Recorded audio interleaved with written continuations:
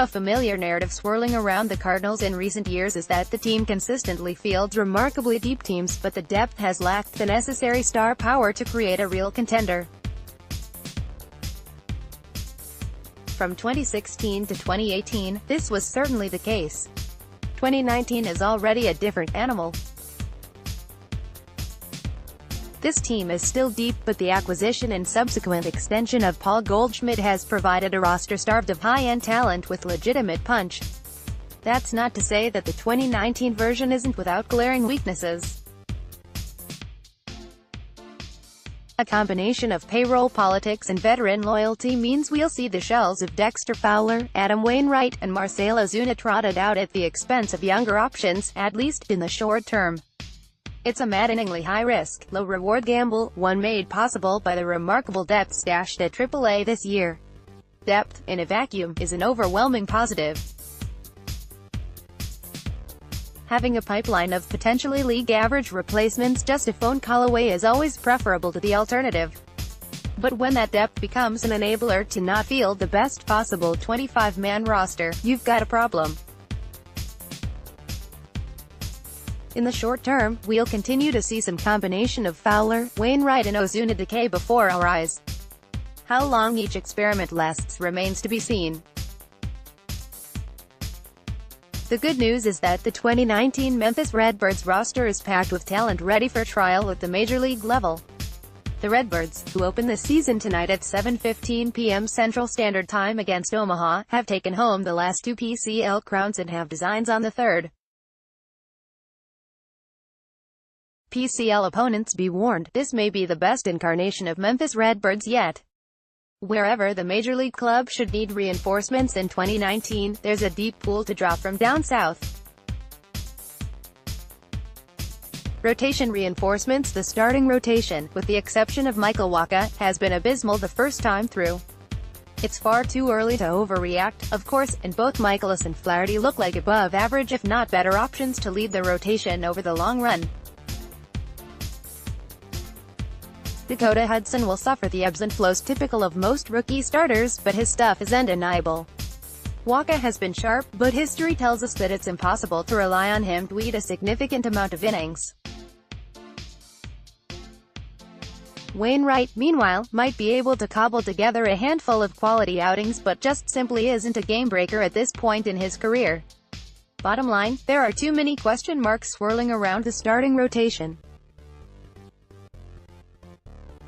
Should injuries strike or someone in the rotation falter, the Redbirds staff will be able to pick up the slack. Austin Gomer and Daniel Ponce de Leon both looked effective in short major league looks last year, and appear to be the first men up in the event of rotational needs. Will they light the world on fire? No.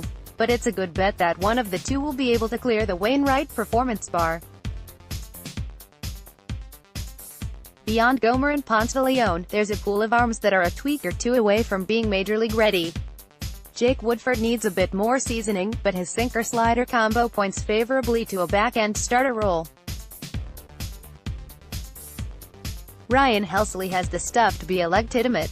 Genesis Cabrera is the wild card of the group after looking overmatched in spring training. He'll likely spend the majority of 2019 honing his craft at AAA, but there's big league stuff in his arm. Outfield options. To say it's tough watching Fowler and Ozuna occupy corner outfield spots would be an understatement. Both look impotent at the plate, with no real fielding or base running value being added outside of the box. In the event they get the axe or fall to injury, Tyler O'Neill and Jose Martinez are poised to step in. Beyond O'Neill and Martinez, there are a host of outfielders in Memphis that flash strong tools but haven't put everything together yet. The ceiling of Adolis Garcia is particularly high, with plus raw power, plus speed, and a plus arm all in his toolbox.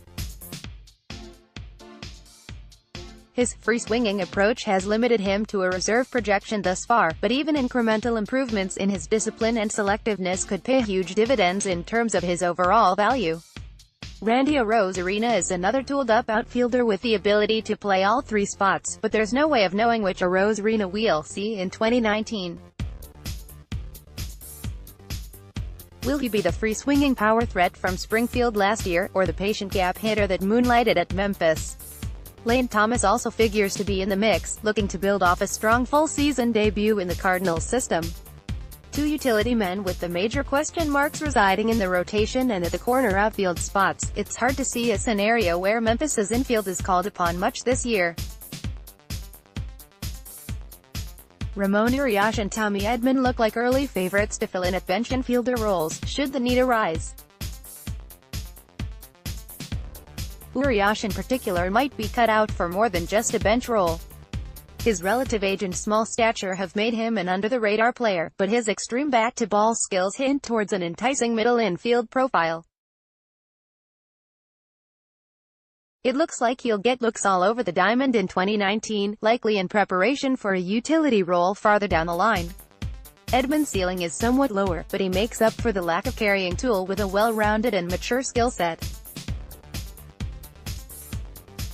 He was impactful in a small sample throughout the spring, slashing .333, .392, .511 across 45 abs.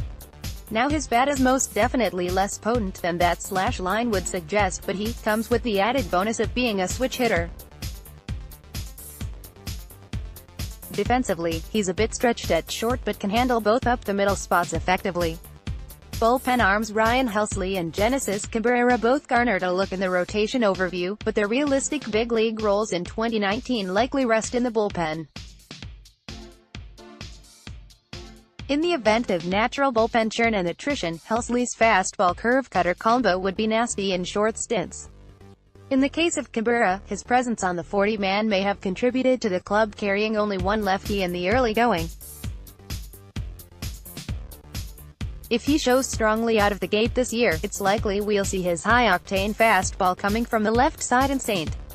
Louis sooner rather than later. Beyond the potential setup men, Memphis flaunts a grab bag of middle relief arms. Giovanni Gallegos in particular is a man simply waiting for his shot after being blocked by the monster Yankees bullpen for so long. His mid-90s fastball and plus curve point favorably to a 6th or 7th inning roll down the line. Ryan Meisinger and Tyler Webb both look like high strikeout options, with Webb being the more likely one to see major league action of the two.